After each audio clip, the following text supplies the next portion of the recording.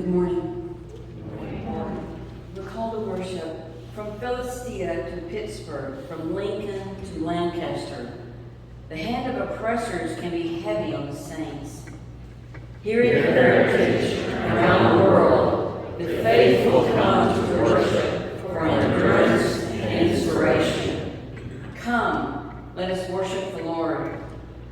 We come with faith to be made bold in our mission to the world. Amen.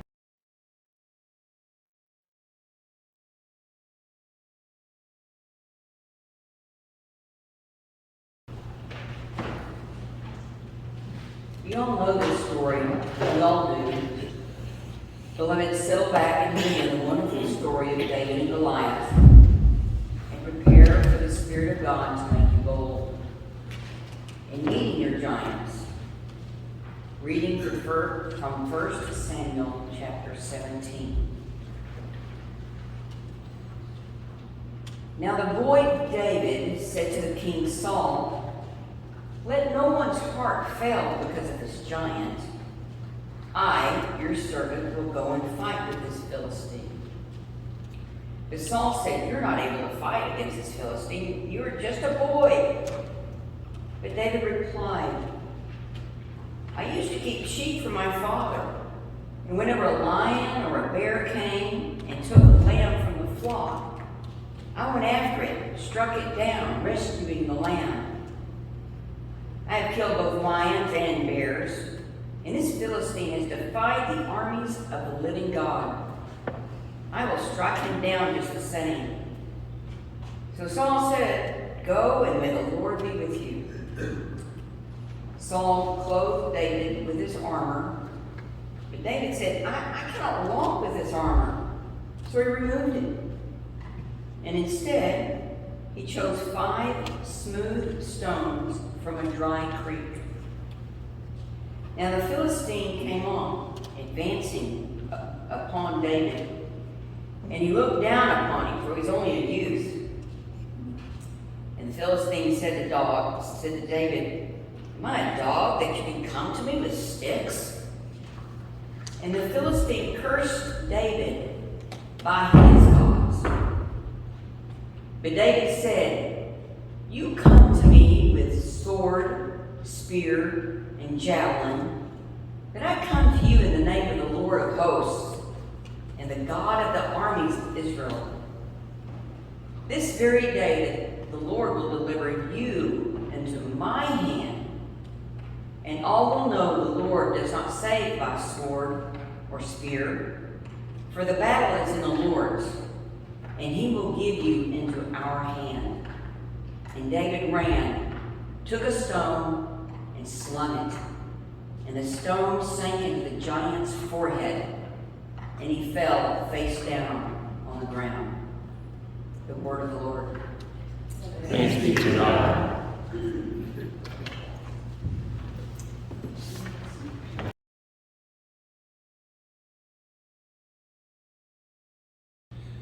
Faced with a giant in their way, Saul and his people were feeling oppressed. The same thing happens to us too, right? We all have Goliaths in our way. Insurmountable, impassable, uncooperative giants. Opposition and disagreement, conflict, and even rejection. For Israel, the sense of oppression soon turned into a national depression. Saul and his citizens did not know what to do. They were at wits' end, so they did nothing.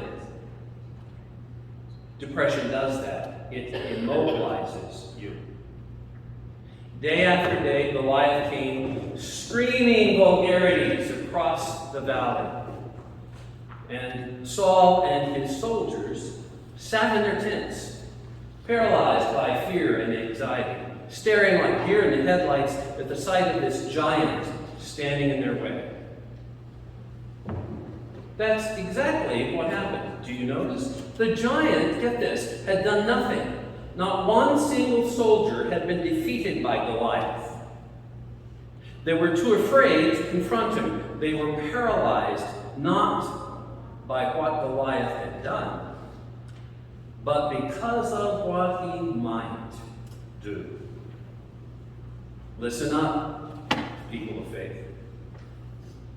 Maybe that's the root of our problems too. We listen too much to our giants. Worse than that, we ourselves do some of our giants' work for them. Goliath's boasting was bad enough, but it was nothing compared to the way Saul's men let their fears grow in the dark of night. In the anxious minds of these fearful soldiers, Goliath grew taller and taller, heavier and stronger, until this very large man became a giant in their fantastical fears. When we're depressed, we are our own worst enemy. When we're depressed, we often won't talk about our fears to anyone. And the more time we spend alone with our fear, the more those fears grow and grow until they're giant-sized. Oh, I am a master at making mountains out of all hills. Faced with Goliath, Saul sulked silently in his tent. But when David finally came on the scene, David talked. David talked and talked and talked. He talked so much, his brother Eliab finally told him to shut up. But David kept talking. By the time he talked with Saul, David had talked that giant down to a manageable size, to a size David thought he could manage. Let no one's heart fail because of this giant, he said. Your servant, I will go and fight this Philistine. I can do this. First, Saul said, you can't. You're just a boy. But David kept talking. It is healthy to talk with someone outside us. When our fears get so big, it helps to talk with someone who can sort out our fears and help us to get back in touch with reality. There's no greater gift that you can receive than to have a friend help you get in touch with something healing. There's no greater gift than a friend who will listen to us when we're down. Someone to sort out just how big those giants are not. So David talked, and Saul began to hope. The shepherd boy said, God who saved me from the paw of the lion and the claw of the bear will also save me from the hand of this Philistine. When I remember the times I have lain awake at night, tossing and turning, worrying about troubles that threatened to overwhelm me, I know now I was not alone. There was always someone who helped me through.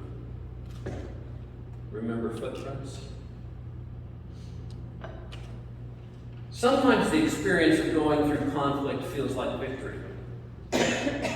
Sometimes it feels like defeat.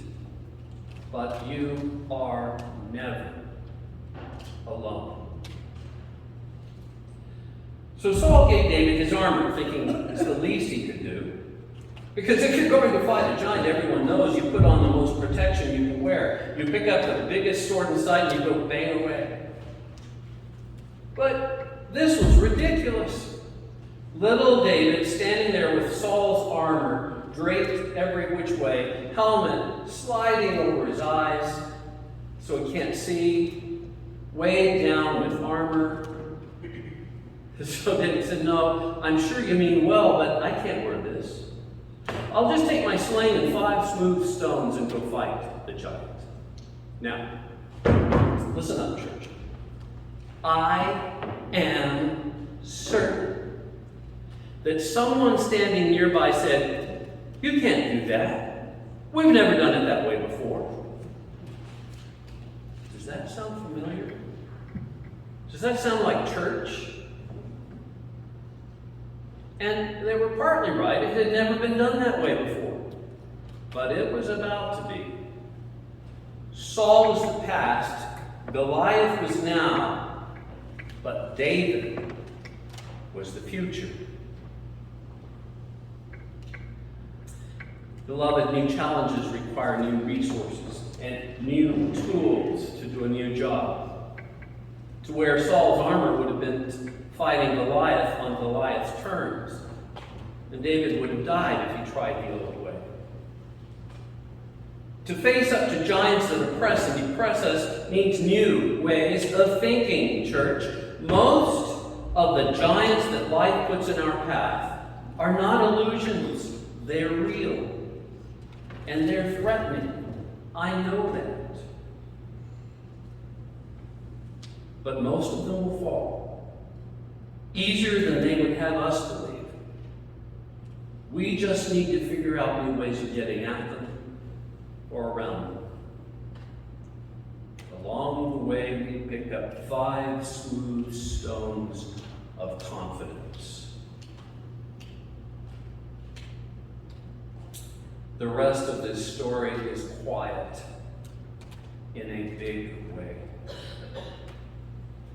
The bigger they are, the harder they fall, and the sooner.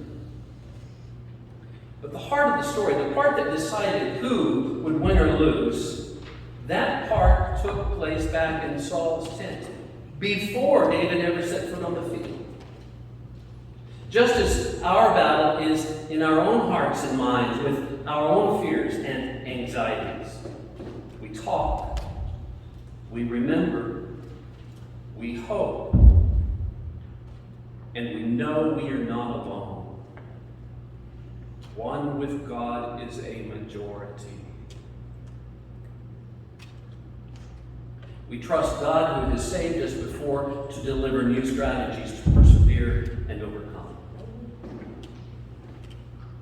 Beloved, this is how your battle here at Heritage will be won.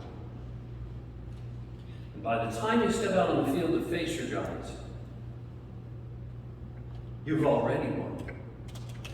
The battle right now is in your own hearts and minds, your spirit, your faith. By the time David said, "I come in the name of the God, the Lord of hosts," when he faced his fears with God at his side, by then the battle was over. When the giant was gone, Saul's day was gone too. And the days of David had begun. Amen. Pray with me.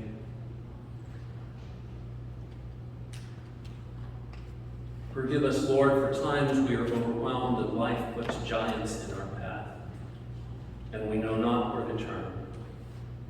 Forgive us for forgetting to turn to you.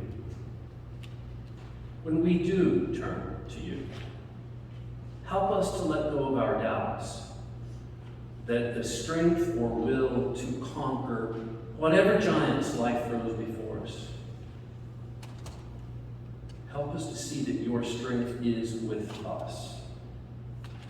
Help us to turn again to accept the strength you offer, to hear the word you speak, to be bold in faith. In the name of the greatest dragon slayer of all, the one who slew the serpent, Jesus the Christ. Amen.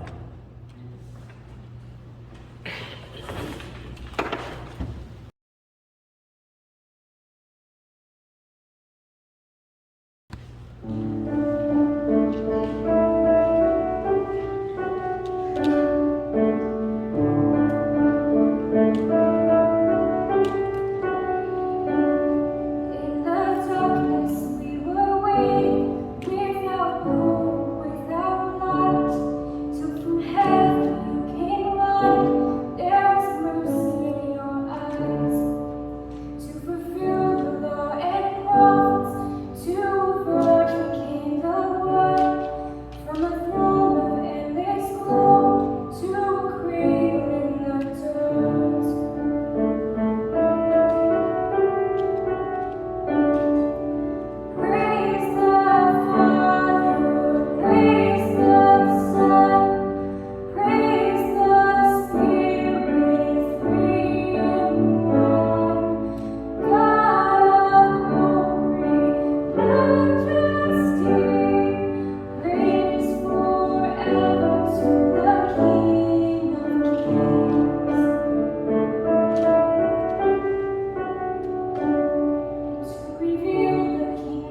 Come